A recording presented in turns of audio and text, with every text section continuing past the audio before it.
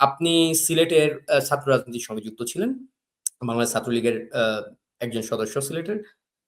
সিলেটের পরিস্থিতি সম্পর্কে যদি আপনি একটু আমাদেরকে ধারণা দেন, সেখানে নির্যাতন, নিপীড়নের ব্যাপারে এর আগেও আমরা বিভিন্ন সময় বিভিন্ন ঘটনাগুলো আমাদের সামনে এসেছে।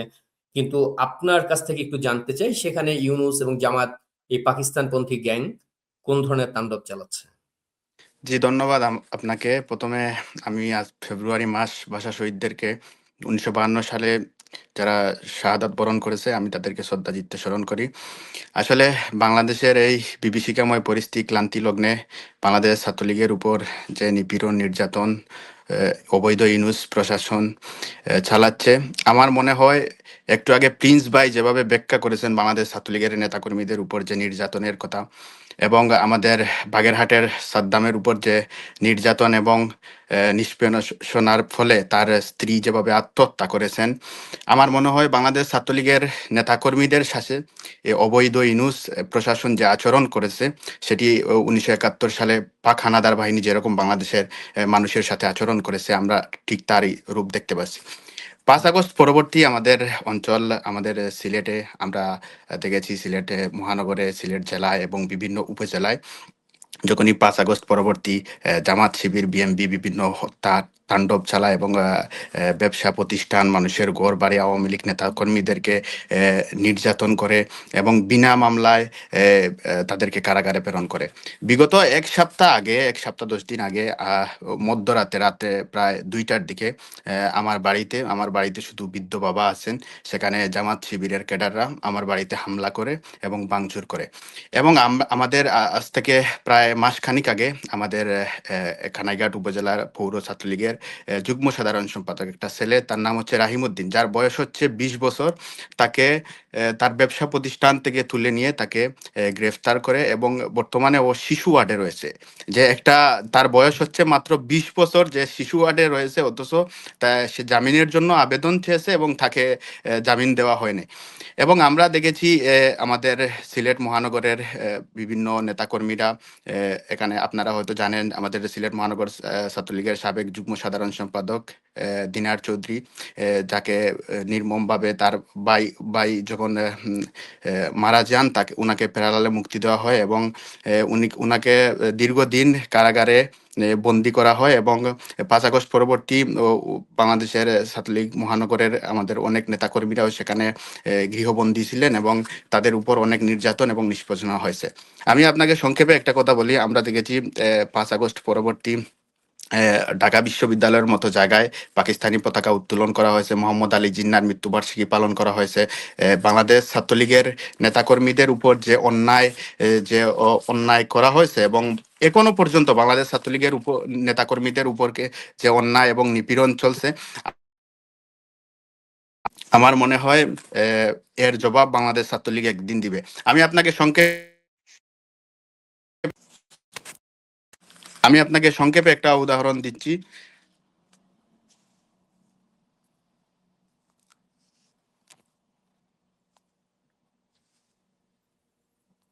আপনার নেটটা কি প্রবলেম করছে বোধহয়, সাফন?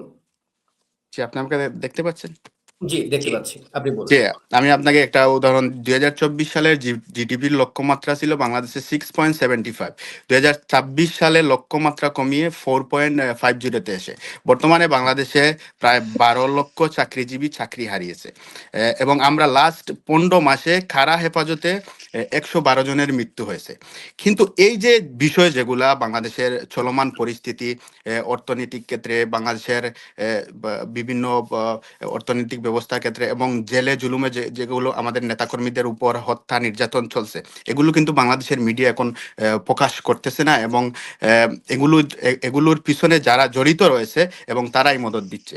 আপনি আরও জানেন, বাংলাদেশে প্রায় ৪০০টির উপর শিল্প কারখানা বন্ধ রয়েছে। আপনি এটাও জানেন, চট্টগ্রামে ২৬ দিনে ১২টি খুন হয়েছে এবং এদেশে তো নারীদের উপর যে অত্যাচার নিপীড়ন চলতেছে, সেটা তো বাংলাদেশের সবাই, আপামর জনতা সবাই জানে। সো আমরা বিশ্বাস করি পাকিস্তান সেনাবাহিনী যেখানে বাংলাদেশ ছাত্রলীগকে দমিয়ে রাখতে পারে নাই, সেখানে আমরা বিশ্বাস করি বাংলাদেশ ছাত্রলীগের এই অন্যায় এবং এই নিপীড়ন দিয়ে বাংলাদেশ ছাত্রলীগের অগ্রযাত্রাকে এবং তৃণমূলকে কখনো দামিয়ে দিতে পারবে না এবং আমরা বিশ্বাস করি তৃণমূল ঐক্যবদ্ধ এবং বাংলাদেশ ছাত্রলীগের নেতৃত্বে আবারও ঘুরে দাঁড়াবে। ধন্যবাদ আপনাকে। একেবারেই তাই। এই আস্থাটুকু আছে বলেই আমরা কথা বলে যাই যে বাংলাদেশে এখনো ছাত্রলীগ রয়েছে, আওয়ামী লীগ রয়েছে এবং সবার মাথার উপরে আমাদের মাননীয় প্রধানমন্ত্রী শেখ হাসিনা এখনো রয়েছেন। বাংলাদেশে যে ইউনুস গ্যাং, এই পাকিস্তানপন্থী হায়নাদের যে নিপীড়ন, নির্যাতন চলছে, যেই ধরনের অপকর্ম চলছে, অপশাসন চলছে, সেই জায়গা থেকে আপনি এই মুহূর্তে দেশের বাইরে রয়েছেন কানাডাতে, আপনি সেখানেও রাজনীতিতে যুক্ত। আ আপনারা সেখানে সম্মিলিতভাবে বাংলাদেশ আওয়ামী লীগ কিংবা বাংলাদেশ ছাত্রলীগ যারাই রয়েছে, যে সংগঠনগুলো রয়েছে এই মুহূর্তে, আপনারা আন্তর্জাতিক মহলে ইউনূসের অপকর্ম তুলে ধরবার জন্য কোন ধরনের উদ্যোগগুলো নিচ্ছেন বা আপনাদের কার্যক্রমগুলো কিভাবে পরিচালনা করছেন আপনারা? জি, ধন্যবাদ রাসেল ভাই। আসলে ৫ আগস্ট পরবর্তী এবং আমি জুলাই সন্ত্রাস আন্দোলনের কথাও বলবো। যখন বাংলাদেশে জুলাই সন্ত্রাস আন্দোলন শুরু হয়, তখন তো বাংলাদেশে বিভিন্ন নেটওয়ার্কের টাওয়ারগুলা তো জ্বালিয়ে পুড়িয়ে দিয়েছিল সেই সন্ত্রাসীরা। যার কারণে বাংলাদেশ নেটওয়ার্ক থেকে বিচ্ছিন্ন ছিল। তো সেই সময় আমরা যারা প্রবাসী ছিলাম, তখন আমাদের বাংলাদেশ আওয়ামী লীগ গভর্নমেন্টে। তো সেই সময় আমরা যারা প্রবাসী ছিলাম, আমরা দেখেছি তখন আমরা সর্বোচ্চভাবে আমাদের বিভিন্ন মানবাধিকার সংগঠন, আমাদের আওয়ামী লীগ, ছাত্রলীগ, যুবলীগ আমরা তখনই আন্দোলন করেছি। কিন্তু সেই সময়ে আমরা দেখেছি, আমরা তো প্রবাসে ছিলাম, বাংলাদেশ থেকে তো অনেক কিছু বিচ্ছিন্ন। বাংলাদেশের যারা আপনারা রাজনীতির সঙ্গে আছেন, আপনারা অনেক কিছু জানেন না বা দেখেন নাই। আমরা দেখেছি আমাদের এই ১৬ বছর গভর্নমেন্ট থেকে যারা সুযোগ সুবিধা নিয়েছিল, বিভিন্ন আমলারা, বিভিন্ন সচিবেরা, ঠিক ওই সময়ে যখন জুলাই সন্ত্রাস আন্দোলন চলতেছে, ঠিক ওই সময়ে ওই আমলারা এবং বিভিন্ন সচিবেরা বাংলাদেশ আওয়ামী লীগের সবথেকে বিরোধিতা করেছে এবং আমরা দেখেছি বিদেশে তারা বিভিন্ন মানবাধিকার সংগঠনের কাছে গিয়ে এভাবে বিভিন্ন ব্লেম দিয়ে তারা বিভিন্ন আন্দোলন প্রতিরোধ করেছে। কিন্তু আমরা সর্বোচ্চভাবে আমরা কানাডা পার্লামেন্টে, আমাদের অটোয়াতে আমাদের কানাডা পার্লামেন্টে আমরা মানববন্ধন করেছি। আমরা ৫ আগস্ট পরবর্তী কানাডা পার্লামেন্টের প্রেস বক্সে আমরা ২ থেকে ৩ বার স্মারকলিপি দিয়েছি এই অবৈধ ইউনূসের বিরুদ্ধে।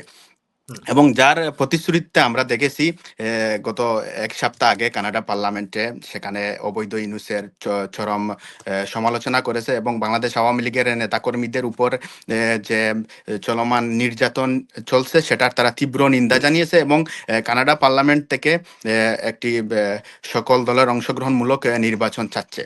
এবং আপনি এটাও জানেন, কিছুদিন আগে আমরা দেখেছি কানাডিয়ান নাগরিক বাংলাদেশে যেতে কানাডিয়ান গভর্নমেন্ট নিষেধাজ্ঞা জারি করেছে। তো আমরা আসলে আমাদের জায়গা থেকে আমরা সর্বোচ্চ আমাদের ৫ আগস্ট পরবর্তী এখানে যারা কানাডা আওয়ামী লীগের সাথে কানাডা ছাত্রলীগ এবং যুবলীগ এবং তারই সাথে আমাদের সাথে বিভিন্ন মানবাধিকার সংগঠন আমাদের সাথে যুক্ত হয়ে আমরা আন্দোলন করেছি এবং যে আন্দোলনের ফলে আমরা দেখেছি গত ১ সপ্তাহ আগে কানাডা পার্লামেন্ট আমাদেরকে রেসপন্স করেছে। সো হুম। আমরা বিশ্বাস করি যেহেতু দলের এই ক্লান্তি লগ্নে আমরা যারা প্রবাসী আছি, আমরা বিশ্বাস করি আমাদের অগ্রণী ভূমিকা এবং আমাদের পর্যবেক্ষণে এবং আমাদের আন্দোলন সংগ্রামের প্রতিফলনে আমরা মনে করি বিশ্বের যারা বিভিন্ন মানবাধিকার নিয়ে কাজ করে তাদের সফলতায় আমরা মনে করি বিভিন্ন দেশের যারা পার্লামেন্টের কাজ করে এবং পার্লামেন্টে যারা রয়েছে এবং বিভিন্ন মার্কিন দূতাবাস রয়েছে, আমার মনে হয় তারা সচেতন হবে এবং সচেতন হচ্ছে এই বিষয় নিয়ে। আপনি আরো তো একটু ভালো জানেন, কিছুদিন আগে ইউরোপিয়ান পার্লামেন্ট এবং আমাদের জার্মানের রাষ্ট্রদূত তিনি তো সাফ জানিয়ে দিয়েছিলেন যে বাংলাদেশে সকল দলের অংশগ্রহণমূলক নির্বাচন চান। সো আমরা মনে করি আমরা যারা প্রবাসে আছি এই ক্লান্তি লগ্নে দলের এই দুর্দিনে আমরা প্রবাস থেকে যে আন্দোলন সংগ্রাম করে যাচ্ছি, আমাদের এই প্রভাবটা আন্তর্জাতিক মহলে অবশ্যই পড়বে। এবং আপনি জেনে খুশি হবেন ৫ আগস্ট পরবর্তী আমরা সর্বক্ষণ সব সময়, আমি একজন তৃণমূলের কর্মী, আমরা সব সময় তৃণমূলের পাশে থেকেছি। আপনি বিশ্বাস করেন গত ১৬ বছর আমরা না যতটা তৃণমূলের সাথে আমাদের কিপ অ্যান্ড টাচ ছিল, এই ৫ হুম, আগস্ট পরবর্তী আমাদের সবথেকে বেশি কিপ অ্যান্ড টাচ হচ্ছে আপনার তৃণমূলের সাথে। আমরা সর্বক্ষণ তৃণমূলের সাথে আমাদের যোগাযোগ রয়েছে। আমরা যারা প্রবাসী আছি বিশেষ করে আমরা বিভিন্ন ফান্ডের মাধ্যমে আমরা তৃণমূলের পাশে আছি এবং তৃণমূলকে সর্বোচ্চ আমরা সহযোগিতা করে যাচ্ছি। এখন আপনি এটাও ভালো জানেন বাংলাদেশ আওয়ামী লীগের হচ্ছে গণমানুষের দল এবং বাংলাদেশ আওয়ামী লীগকে সবথেকে বেশি সুসংগঠিত করেছে তৃণমূল। তৃণমূলের বাইরে বাংলাদেশ আওয়ামী লীগের কোনো জায়গা নাই। তৃণমূল বাংলাদেশ আওয়ামী লীগকে সব থেকে বড় কোম্পানি দিচ্ছে। সো আমরা বিশ্বাস করি, আমরা যারা এই ক্লান্তি লগ্নে আমরা যারা প্রবাসে আছি, আমরা তো অ্যাটলিস্ট শ্বাস নিতে পারছি। আমাদের দেশে যারা রয়েছেন তারা তো অ্যাটলিস্ট শ্বাসও নিতে পারছে না। এমন একটা পরিস্থিতিতে বাংলাদেশের বর্তমান যারা রাজনীতির ময়দানে রয়েছে, বাংলাদেশ ছাত্রলীগের নেতাকর্মী, আওয়ামী লীগের, যুবলীগের নেতাকর্মীরা যেভাবে নির্যাতনের শিকার হচ্ছে। সো আমরা মনে করি, আমরা যারা প্রবাসে রয়েছি, আমাদের উদ্যোগে, এবং আপনিও রাসেল ভাই এটা ভালো জানেন, 5 আগস্ট পরবর্তী শুধু কানাডা না, বিশ্বের সকল দেশের আওয়ামী লীগের নেতাকর্মীরা তৃণমূলের পাশে দাঁড়িয়েছে। এবং আমরা মনে করি আমরা যতদিন না পর্যন্ত এই অবৈধ ইউনুসকে আমরা ক্ষমতা থেকে না সরাবো, আমাদের নেত্রী জননেত্রী দেশরত্ন শেখ হাসিনাকে বাংলার মাটিতে যতদিন না ফিরাবো, ততদিন আমরা যারা প্রবাসে আছি, আমরা তৃণমূলকে সব থেকে বড় কোম্পানি দিব। আমরা সব সময় তাদের পাশে থাকবো। জি, ধন্যবাদ রাসেল ভাই।